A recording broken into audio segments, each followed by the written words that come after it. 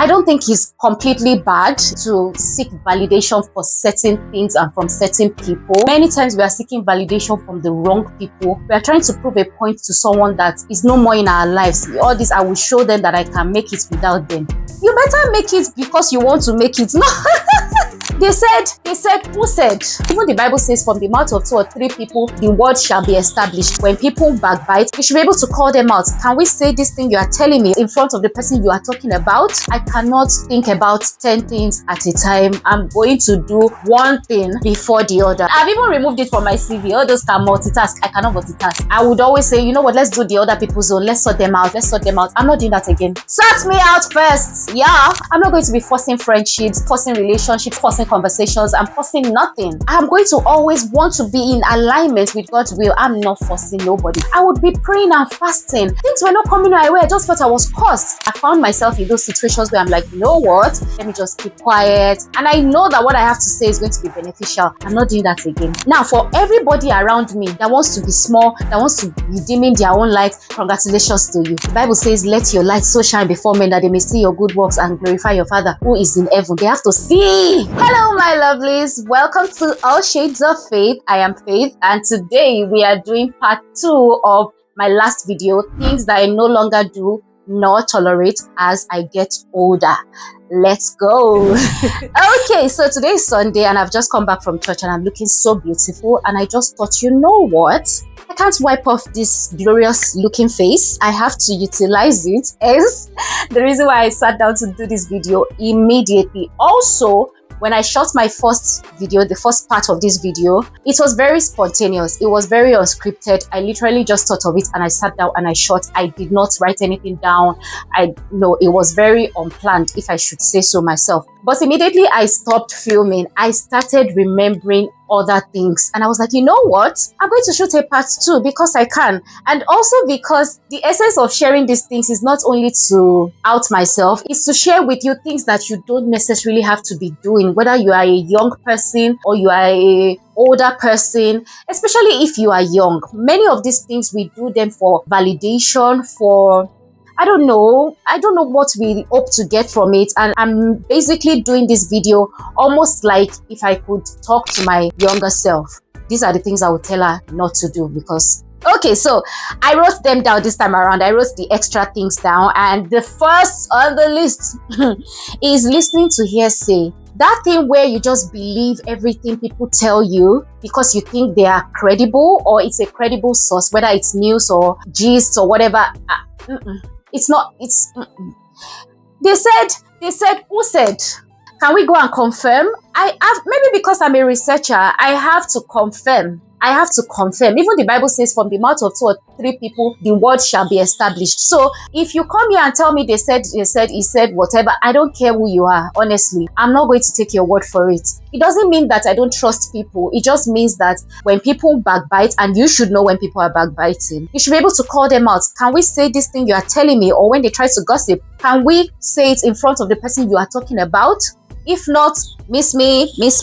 Don't be doing that. If in case you are always doing that, stop it, okay? Number 2 is multitasking.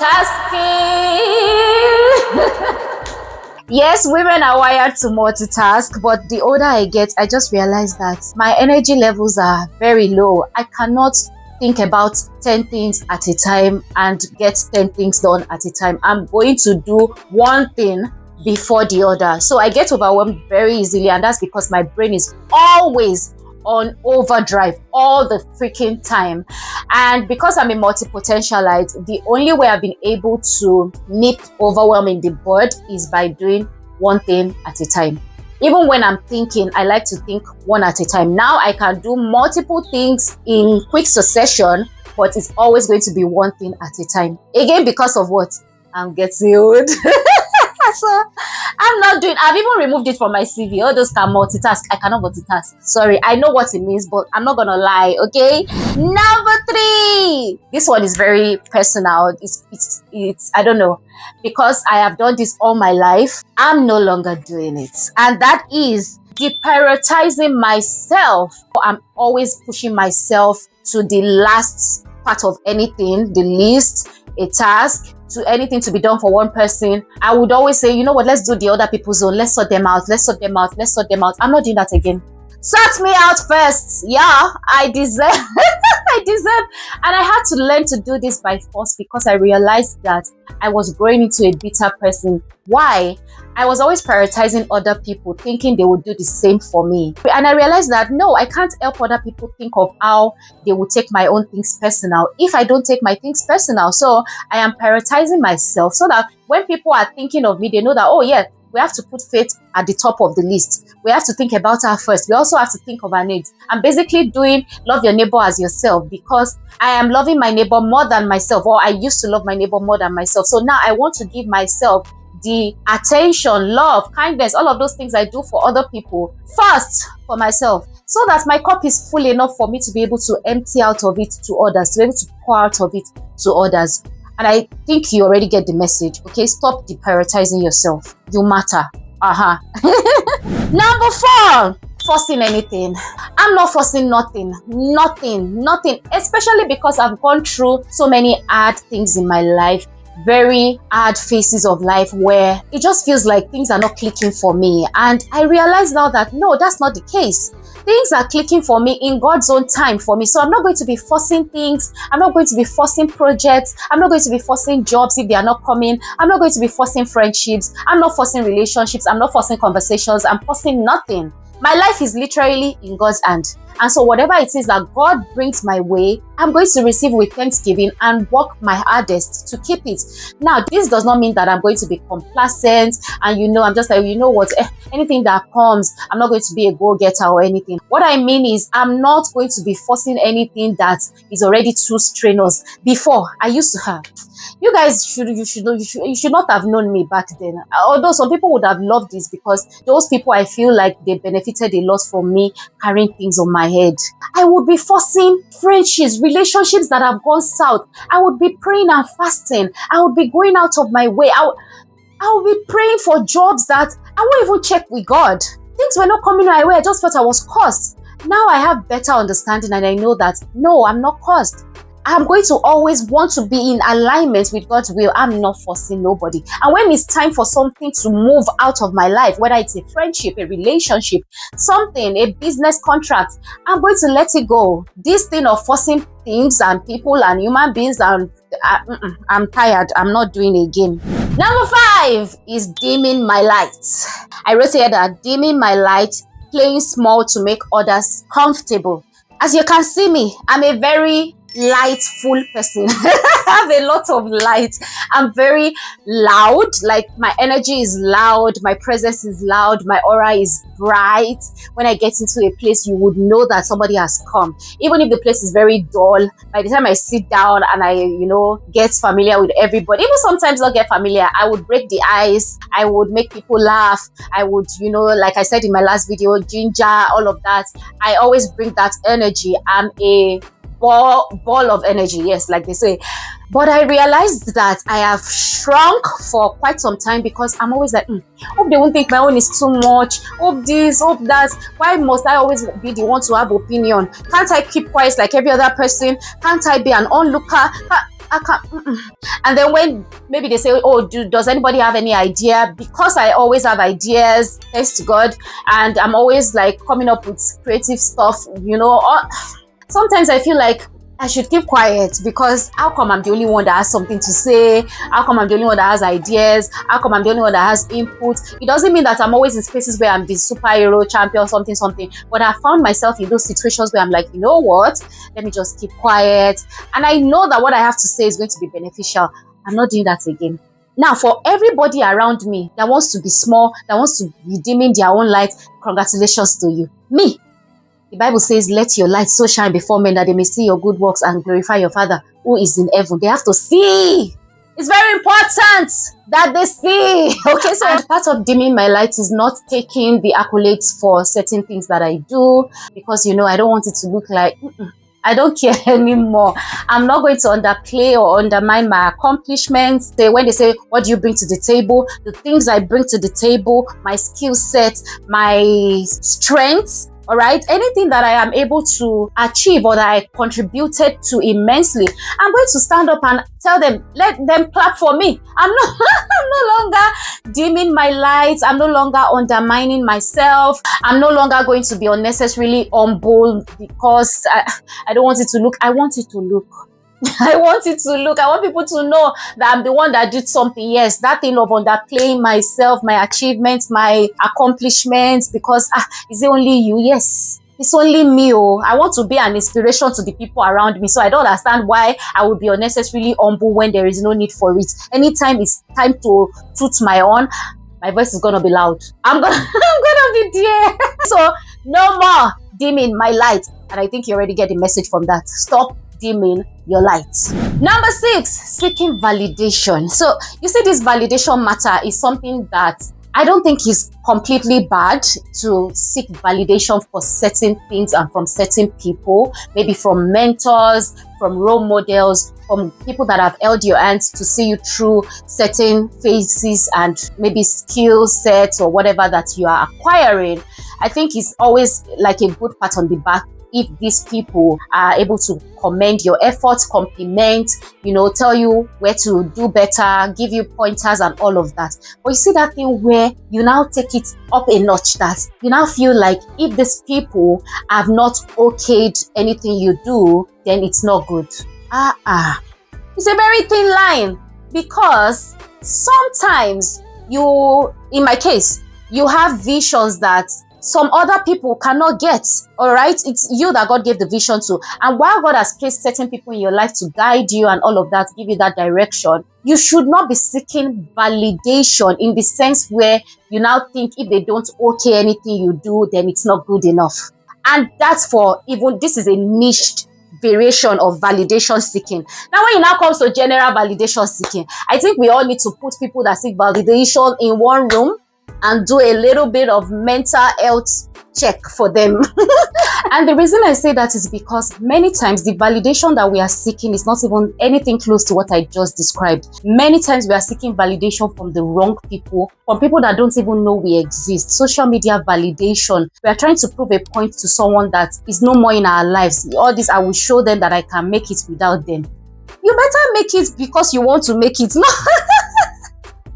Not because you want to show anybody anything. Many times the validation we are seeking is very pointless. It's not because we are seeking direction from people that are our mentors, that we look up to and all of that. We are trying to prove a point to people that don't care. They don't send us. Even if they did send us, honestly, what has their input got to do with your life? So many times we are stopping ourselves out. What are they going to say? And then when somebody says something to you, you're like, you know what? I will show you that I can make it with or without you. Or maybe somebody denies you something. Somebody turns down your request.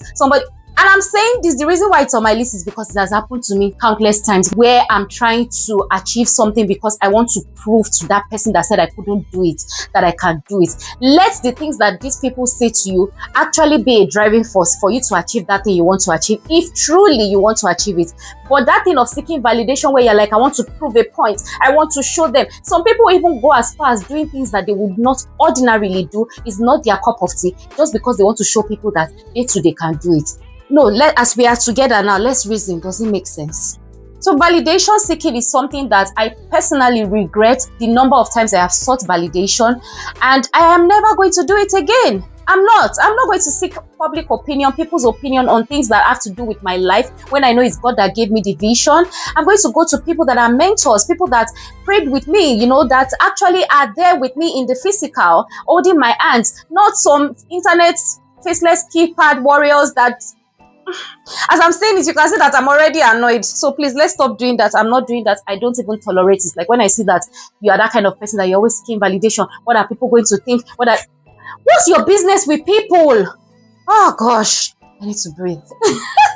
And the final thing I no longer do, will not be doing, never really used to do it before, but going forward, I just see that it's quite pointless and doesn't make sense. But a lot of people do it, and that's why I added it to the list, is joining trends. Every time we talk about trends, people just think it's only fashion that they are talking about. It's not only fashion. When we talk about trends, it's about whatever is trending right now. What is that thing that everybody is doing? So yes, fashion is one of it, but more than fashion is music, is hairstyle, is makeup, is food, is the type of places people are going to visit, vacation, restaurants, anything. As long as it's trend, everybody's just going there. There's just that thing of when you enter TikTok, you just already know that, oh, now it's handkerchief skirts that everybody's wearing. Oh, now it is bob wig. Oh, it is something.